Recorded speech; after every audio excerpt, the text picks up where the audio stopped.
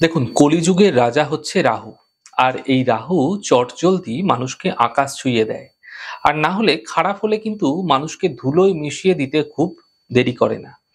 তাই আমি প্রায় বলে থাকি যে রাহুকে সর্বদা শান্ত রাখুন এবং রাহুকে প্রসন্ন রাখুন।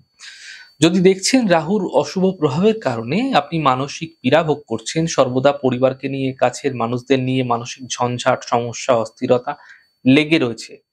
কোনো ক্ষেত্রে সঠিক কোনো সিদ্ধান্ত আপনি নিতে পারছেন না। কোনো ক্ষেত্রেই সিদ্ধান্ত আপনি নিতে পারছেন না। সেটা যেকোনো ক্ষেত্রে হতে পারে। এছাড়া আপনার সকলের সঙ্গে সম্পর্ক ক্রমশ খারাপ হয়ে যাচ্ছে। যত দিন যাচ্ছে বিবাদ বাড়ছে, ঝঞ্ঝাট বাড়ছে। প্রতিদিনকার এই চাপ, এই ধকল আপনি নিতে পারছেন না। আপনি মানসিক দিক থেকে শান্তি চান, কিন্তু কোনো একটি বাঁধন যেন আপনাকে বেঁধে রেখেছে। দেখুন, আপনার বাড়িতে যে টয়লেট আছে, বাথরুম আছে, সেটা কিন্তু রাহু কন্ট্রোল করে। তাই বাথরুমকে সর্বদা পরিষ্কার পরিচ্ছন্ন রাখার চেষ্টা করবেন। আর আপনি কি করবেন, প্রত্যেক মাসে একবার করে বজ্রযোগ আসে এবং প্রত্যেক মাসে একবার করে অমাবস্যা আসে।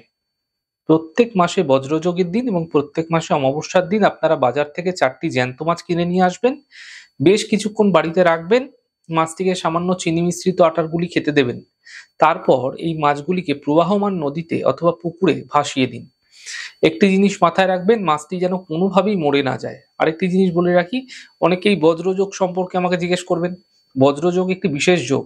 এই যোগে কিন্তু যদি এই প্রক্রিয়াটি করতে পারেন বিশেষ ফায়দাদার হবে। যদি একান্তই করতে না পারছেন তাহলে অমাবস্যা তিথিতেই করে যান।